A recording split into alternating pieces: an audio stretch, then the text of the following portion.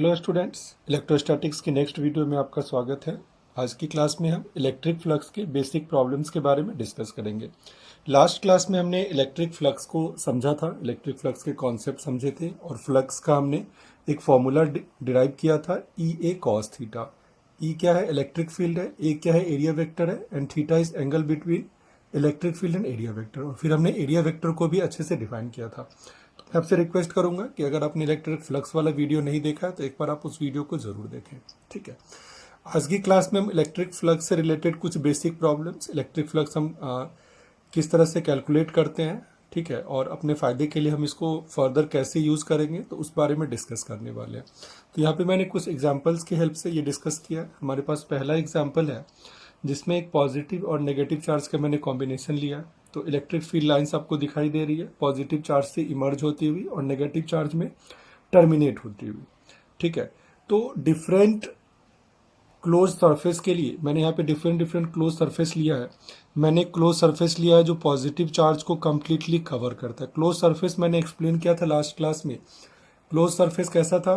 एक ऐसा सरफेस जो सराउंडिंग को क्या करता हो, दो पार्ट में डिवाइड करता हो। ठीक है, जो आपका एटमॉस्फेयर है उसको क्या करता हो, दो पार्ट में डिवाइड करता हो। तो वो वाली वीडियो में आप देखेंगे तो वहाँ मैंने बहुत डिटेल में बात की है कि किस सरफेस को हम क्लोज सरफेस कहते हैं। ठीक है, तो S1 एक क्लोज सरफेस है जो पॉजिटिव चार्ज को सराउंड करता है। तो इस सरफेस के हर एक पॉइंट पे जो ये पॉजिटिव चार्ज है इससे लाइंस निकल रही होगी, तो वो कैसी लाइंस होगी? आउटवर्ड होगी। ठीक है, और हमने कन्वेंशन की भी बात की थी कि अगर आउटवर्ड इलेक्ट्रिक फील्ड लाइंस हो, ठीक है, तो फ्लक्स हमारा क्या रहेगा? पॉजिटिव रहेगा। अगर फ्लक्स बाहर निकल रहा है, अगर लाइंस बाहर निकल रही है किसी क्लोज सरफेस से, ठीक है, तो वो कैसा फ्लक्स रहेगा? हमारा पॉजिटिव। तो यहाँ देखिए मैंने फ्लक्स थ्रू S1 सरफेस लिखा है, तो ये फ्लक्स कैसा रहेगा? पॉजिटिव रहेगा, क्योंकि इसके हर पॉइंट पे, ये क्लोज सरफेस है, एक 3 डायमेंशनल स्ट्रक्चर है, तो इसके हर पॉइंट पे इलेक्ट्रिक फील्ड लाइंस कैसी होगी? बाहर इमर्ज होती हुई। ठीक है, अब हम दूसरा सरफेस जो कि S2 सरफेस है उसकी बात करते हैं। तो S2 सरफेस हमने नेगेटिव चार्ज को कंप्लीटली कवर कर दिया। तो जब नेगेटिव चार्ज को कंप्लीटली कवर कर दिया तो हर एक पॉइंट पे जो इलेक्ट्रिक फील्ड है वो कैसी इलेक्ट्रिक फील्ड है? इनवर्ड इलेक्ट्रिक फील्ड है। ठीक है, तो फ्लक्स कैसा रहेगा? नेगेटिव। जो टोटल फ्लक्स रहेगा, क्योंकि कन्वेंशन हमने यही लिया था कि लाइंस अगर इमर्ज हो रही है, ठीक है, लाइंस अगर सरफेस पे बाहर जा रही है, क्लोज सरफेस की बात कर रहे हैं, ठीक है, यहाँ पे हम बिल्कुल ध्यान देंगे कि पॉजिटिव और नेगेटिव फ्लक्स, इसका मतलब केबल और केबल क्लोज सरफेस के लिए। ठीक है, ओपन सरफेस के लिए इसका कोई मतलब नहीं है। क्लियर है? तो यहाँ पे क्योंकि लाइंस अंदर जा रही है तो फ्लक्स क्या रहेगा? नेगेटिव रहेगा। तो बहुत सिंपल सी बात है। ठीक है, अब मैंने एक नेक्स्ट दूसरा एरिया ले लिया S3। आप देखिए ये वाला एरिया। ठीक है, तो इस एरिया के लेफ्ट हैंड साइड में आपको इलेक्ट्रिक फील्ड लाइंस अंदर जाती हुई दिखाई दे रही है और राइट हैंड साइड में आपको ये फील्ड लाइंस बाहर जाती हुई दिखाई दे रही है। तो अब सवाल है कि कितनी नंबर ऑफ फील्ड लाइंस अंदर जाएगी और कितनी नंबर ऑफ फील्ड लाइंस बाहर आएगी।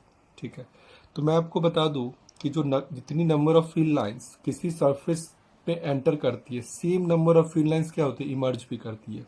लाइंस बीच में गायब नहीं हो जाएंगी ना।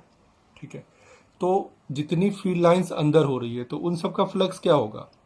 अगर इलेक्ट्रिक फील्ड लाइंस किसी क्लोज सरफेस में इनसाइड जा रही है तो उसका फ्लक्स क्या होगा? नेगेटिव। ठीक है, और फील्ड लाइंस अगर बाहर आ रही है तो उसका फ्लक्स क्या होगा? पॉजिटिव। तो अगर मैं टोटल फ्लक्स इस S3 सरफेस के लिए निकालना चाहूँ, ठीक है, तो टोटल फ्लक्स क्या हो जाएगा? जितनी फील्ड लाइंस अंदर जा रही है उन सब के लिए नेगेटिव, और जितनी फील्ड लाइंस बाहर जा रही है उन सब के लिए पॉजिटिव। और जितना नेगेटिव फ्लक्स होगा उतना ही पॉजिटिव फ्लक्स होगा। क्यों? क्योंकि जितनी फील्ड लाइंस एंटर कर रही है उतनी फील्ड लाइंस बाहर आ रही है। तो नेट फ्लक्स क्या रहेगा S3 पे? 0। ठीक है, तो हमने 3 डिफरेंट सरफेस की बात की यहाँ पे। अब हम एक और सरफेस लेते हैं S4, और इससे मैंने इन दोनों चार्जेस के कॉम्बिनेशन को क्या कर दिया? कंप्लीटली कवर कर दिया। ये आप देख सकते हैं। ठीक है, तो अब S4 में टोटल फ्लक्स कितना होगा? क्लियर है? तो S4 सरफेस, क्योंकि पॉजिटिव चार्ज और नेगेटिव चार्ज ये इक्वल पॉजिटिव चार्ज है और नेगेटिव चार्ज है, दोनों का मैग्नीट्यूड क्या है? सेम है। तो मुझे बताओ S4 के अंदर नेट चार्ज इनक्लोज्ड क्या हो गया? 0। ठीक है, तो जितनी इलेक्ट्रिक फील्ड पॉजिटिव चार्ज की वजह से होगी, ठीक है, उतनी क्या होगी, नेगेटिव चार्ज की वजह से भी जितनी पॉजिटिव इलेक्ट्रिक फील्ड होगी उतनी क्या होगी, नेगेटिव इलेक्ट्रिक फील्ड भी होगी। तो नेट फ्लक्स क्या हो जाएगा S4 के थ्रू, 0। ठीक है, तो अब मैं आपको बताऊंगा कि अगर एक क्लोज सरफेस को, मैंने यहाँ पे लिखा भी है कि if a close surface is kept in external field, net flux through this is 0। मतलब अगर हम किसी क्लोज सरफेस को एक्सटर्नल फील्ड में रख दें, मान लो कोई एक्सटर्नल फील्ड है, ठीक है, इस तरह से एक्सटर्नल फील्ड है। अब मेरा क्लोज सरफेस कैसा हो सकता है, किसी भी शेप का हो सकता है, कोई सिलेंडर हो सकता है, कोई सर्कल हो सकता है, कोई स्फेयर हो सकता है, ठीक है, या फिर कोई भी इरेगुलर शेप भी हो सकता है। ये देखिए, तो जितनी फील्ड लाइंस एंटर कर रही है उस सबका फ्लक्स क्या हो जाएगा, जो फील्ड लाइंस एंटर हो रही है सबका फ्लक्स क्या हो जाएगा, नेगेटिव। ठीक है, और उतनी फील्ड लाइंस बाहर आ रही है उन सबका फ्लक्स क्या हो जाएगा, पॉजिटिव। तो एक्सटर्नल फील्ड में अगर हम एक क्लोज सरफेस को प्लेस कर दें तो टोटल फ्लक्स क्या रहेगा इसमें से, 0।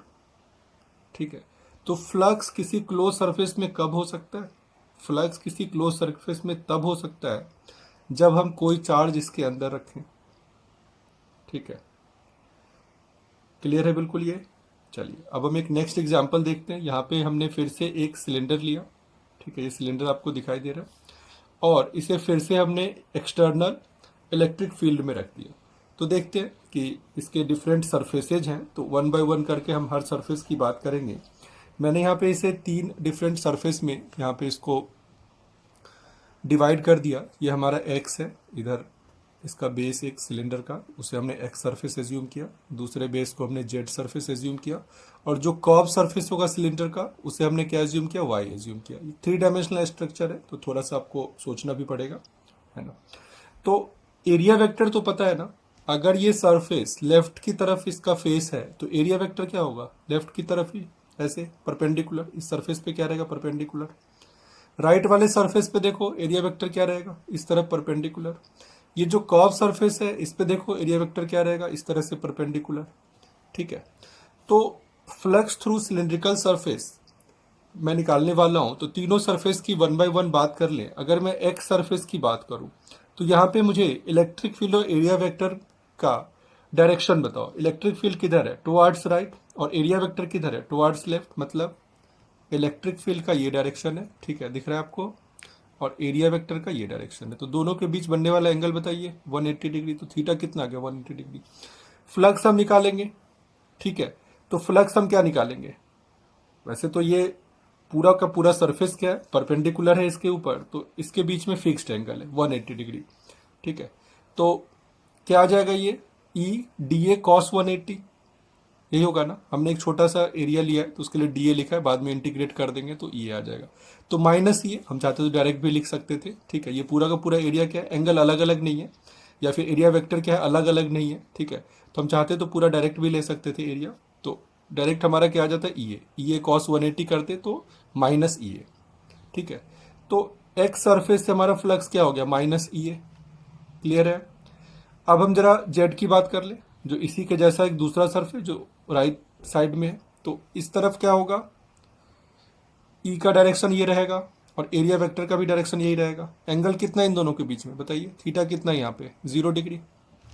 तो कॉस 0 करेंगे, ठीक है, तो क्या आ जाएगा, प्लस ई ए। तो लेफ्ट हैंड साइड वाले सरफेस पे जो टोटल फ्लक्स था वो हमारा क्या था, माइनस ई है, और राइट हैंड साइड पे क्या है, प्लस ई है। ठीक है, अब हम कर्व सरफेस की बात कर लेते हैं। कर्व सरफेस के हर एक पॉइंट पे जो एरिया वेक्टर का डायरेक्शन होगा, ठीक है, और इलेक्ट्रिक फील्ड, इन दोनों के बीच का एंगल, तो अब सोच के देखें कि हम कोई भी पॉइंट ले लें कर्व सरफेस का, ठीक है, area vector always always electric field पे क्या रहेगा, परपेंडिकुलर रहेगा। इलेक्ट्रिक फील्ड ऑलवेज इस डायरेक्शन में। ठीक है, और 3D में आप सोच के देखें कि कोई भी पॉइंट ऐसा होगा, भले ही ये एरिया यहाँ पे ऐसे परपेंडिकुलर है, या अलोंग जेड एक्सिस है, या अलोंग नेगेटिव वाई एक्सिस है, या अलोंग नेगेटिव जेड एक्सिस है। ठीक है, हर पॉइंट पे एरिया वेक्टर और ई क्या रहेगा, परपेंडिकुलर। इट मीन्स थीटा क्या रहेगा, 90 डिग्री। ठीक है, तो ई और डी ए के बीच का एंगल क्या हो गया, कॉस 90। तो फ्लक्स वाई सरफेस पे जो कि कर्व सरफेस था उसका फ्लक्स क्या हो गया, 0। तो टोटल फ्लक्स अगर हम कैलकुलेट करें तो देखिए, एक्स सरफेस से, वाई सरफेस से और जेड सरफेस से, सरफेस इंटीग्रल हमने यूज किया था, हमने इस बारे में भी काफी डिटेल में बात की थी, सरफेस इंटीग्रल क्या है और क्लोज सरफेस इंटीग्रल क्या है। तो आप वो वाला वीडियो देखिए जिसमें वो सब हमने बहुत डिटेल में बोला हुआ है। तो अभी देखो क्या हो गया, ये माइनस ई ए प्लस जीरो और ये प्लस ई ए, ठीक है। तो ये दोनों क्या हो गए, कैंसिल आउट, तो नेट फ्लक्स क्या आ गया, जीरो। तो स्टार्टिंग में जो भी मैंने बताया कि close surface is kept in external field, net flux क्या रहेगा, जीरो, ठीक है। तो ये आपको इस सिलेंड्रिकल सरफेस में भी समझ में आ रहा है, हमने मैथमेटिकली प्रूव किया, ठीक है। अब एक और एग्जाम्पल मैं आपको बताऊंगा, ठीक है। उसमें हम देखेंगे कि फ्लक्स के लिए हम किस तरह से कैलकुलेशन करेंगे।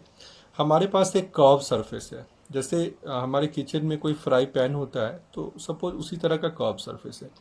उस फ्राई पैन को मैंने क्या किया, इलेक्ट्रिक फील्ड के सामने रख दिया। तो अब सोच के बताओ कि इलेक्ट्रिक फील्ड और एरिया वेक्टर, अगर फ्राई पैन का ये वाला पार्ट है तो एरिया वेक्टर तो इधर रहेगा ना, ये वाला पार्ट है तो एरिया वेक्टर ये रहेगा, क्योंकि एरिया वेक्टर क्या होता है, सरफेस पे परपेंडिकुलर होता है। ये पार्ट है तो एरिया वेक्टर इधर रहेगा। इसका मतलब क्या है, इसका मतलब ये है कि फ्राई पैन के हर पॉइंट के लिए जो एरिया वेक्टर का डायरेक्शन है वो फिक्स नहीं है, एंगल चेंज हो रहा है। अगर मैं इलेक्ट्रिक फील्ड और एरिया वेक्टर के बीच करूँ तो यहाँ पे ये एंगल है, यहाँ पे ये एंगल है, ठीक है, यहाँ पे एंगल 0 डिग्री है। तो हर एक पॉइंट पे जो एंगल है बिटवीन एरिया वेक्टर और इलेक्ट्रिक फील्ड, ये एंगल क्या है, अलग अलग है। तो ये तो बड़ी मुश्किल हो गई, ठीक है। अब क्या कंडीशन है, हम क्या कर सकते हैं कि हर एक पॉइंट पे हम क्या करें, अलग अलग पहले फ्लक्स निकालें और फिर उन सबको इंटीग्रेट करें, ठीक है।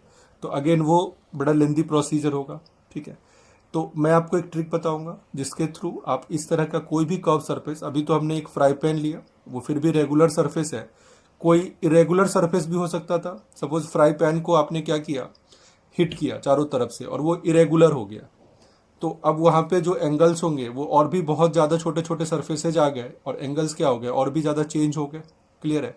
इलेक्ट्रिक फील्ड चेंज नहीं हो रहा, इलेक्ट्रिक फील्ड तो यूनिफॉर्म है, आपने इसको यूनिफॉर्म इलेक्ट्रिक फील्ड में रखा है, ठीक है।